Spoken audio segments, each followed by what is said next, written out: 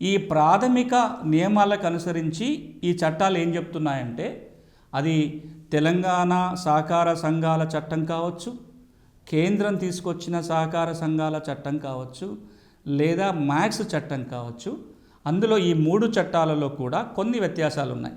ఏంటంటే, multi state cooperative societies ఏమో ఏదైనా ఒక సొసైటీ ఒక రాష్ట్రం పరిధిలో కాకుండా ఒక రాష్ట్రం మించి 2 రాష్ట్రాల్లో 3 రాష్ట్రాల్లో లేదా దేశవ్యాప్తంగా ఏవైతే కార్యకలాపాలు నిర్వహించుకోవాలనుకున్న సొసైటీస్ ఉంటాయో అవన్నీ కూడా మల్టీ స్టేట్ కోఆపరేటివ్ సొసైటీ చట్టం కింద రిజిస్ట్రేషన్ చేసుకోవాల్సి ఉంటుంది.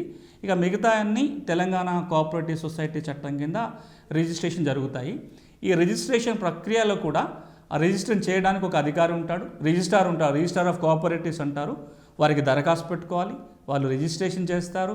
రిజిస్ట్రేషన్ అయిన తర్వాత ఈ సహకార సంఘాలకి ఒక సర్టిఫికెట్ జారీ చేస్తారు. ఆ సర్టిఫికెట్ వచ్చింది అంటే వాళ్ళకి ఆ గుర్తింపు ఉన్నట్టు, ఆ సంఘ నిర్వహణకి ఉపయోగపడుతుంది.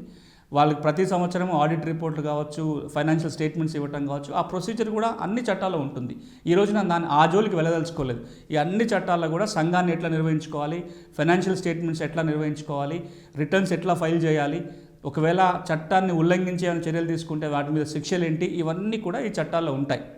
ఈ సంఘాలని ఎందుకు ఏర్పాటు చేస్తారంటే, మనం ఇంతకుముందు అన్నట్టుగా ఒకరికొకరు సహకారం చేసుకొని కొన్ని గోల్స్ రీచ్ కావడానికి. ఎలాంటివి ఉంటాయి? ఇప్పుడు మనం వ్యవసాయం గురించి మాట్లాడుకుంటున్నాం కాబట్టి వ్యవసాయాన్ని అంటే అందరూ కలిసి భూములు సాగు చేసుకోవటం కావచ్చు, లేదా పండించిన పంటని అమ్ముకోవడానికి కొన్ని సహకార సంస్థలు కావచ్చు, వ్యవసాయానికి కావాల్సిన సేవలు పొందడం కోసం సహకార సంఘాలు కావచ్చు, వ్యవసాయానికి సంబంధించిన పెట్టుబడుల కోసం సహకార సంఘాలు కావచ్చు.